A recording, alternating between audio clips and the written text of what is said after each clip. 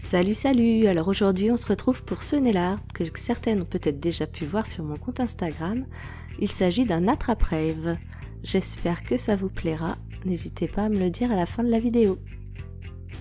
Donc là j'avais commencé par poser en base le joli Alcyon de chez Circolor. J'ai aussi utilisé les pinceaux de chez Wistonia, ils sont géniaux pour faire des traits fins, je les adore. Ma peinture acrylique et un dotting tool. Donc c'est parti pour la partie numéro 1, la décoration du majeur. Donc là je commence à tracer le centre de ma plume avec un trait assez fin mais assez épais en base. Et je fais des tout petits traits tout fins de chaque côté.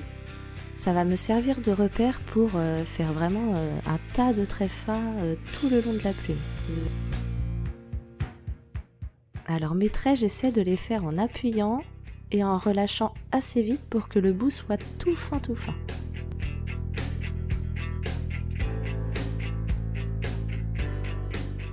Et ce qui va donner un effet réel à la plume, c'est vraiment l'accumulation de traits tout fins et d'opacité, parce qu'il y a des traits qui seront un peu moins opaques que d'autres et d'autres beaucoup plus opaques.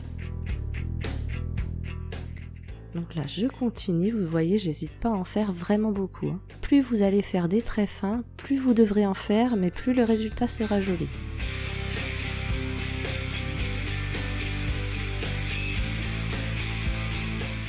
Là je retrace le centre de ma plume, ça redéfinit bien le dessin, et je termine encore par quelques petits traits.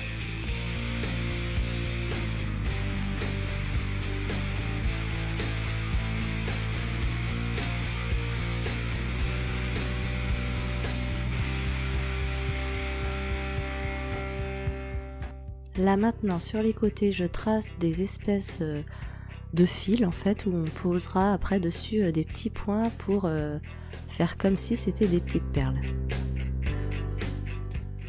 Là je mets un gros point à l'intersection et je décore ensuite de plusieurs couleurs avec de tout petits points au dotting tool.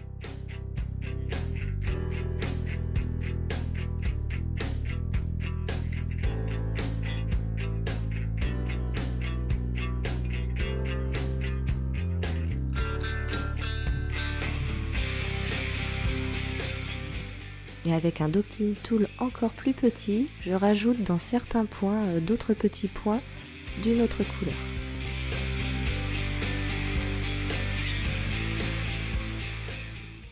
Allez, on passe à la partie 2 avec la décoration de l'attrape-rêve. Donc là, je place de chaque côté de l'ongle des repères pour faire un arc de cercle assez régulier.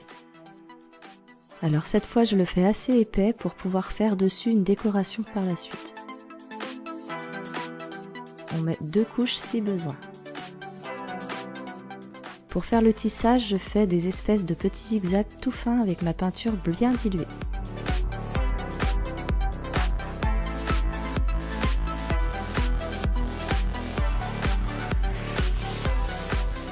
Donc là, je commence à la base de l'arc de cercle et je continue à faire des zigzags ou des petits triangles comme vous voulez.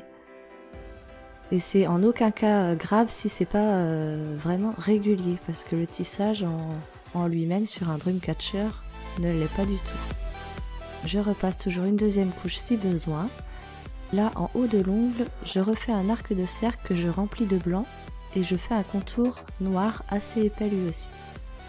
Là dans l'arc de cercle blanc, le premier qu'on avait fait, je fais des zigzags tout fins avec ma peinture noire bien diluée.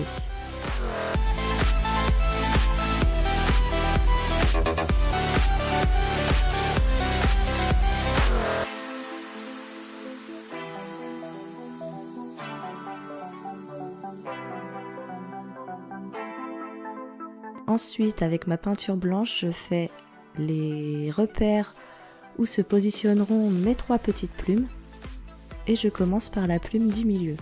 Donc c'est le même principe que la grosse plume qu'on a vue tout à l'heure, mais en plus petite. Donc là, je vous laisse regarder. Je vous montre juste la première et les autres, ce sera en accéléré pour pas que ce soit trop long.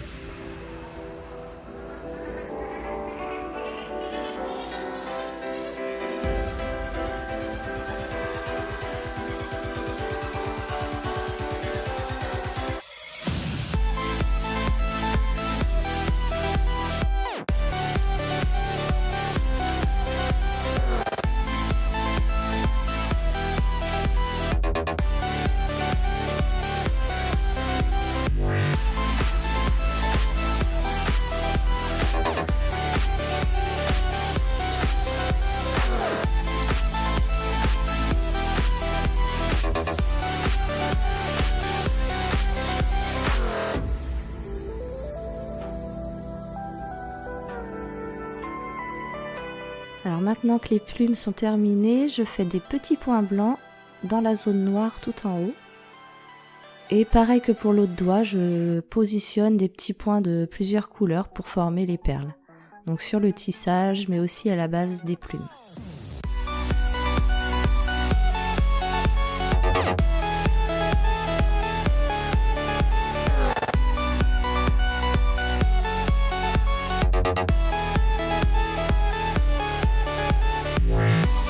Une fois que c'est fini et que la peau est bien nettoyée, j'applique une bonne couche de top coat pour faire briller et faire tenir la manucure plus longtemps.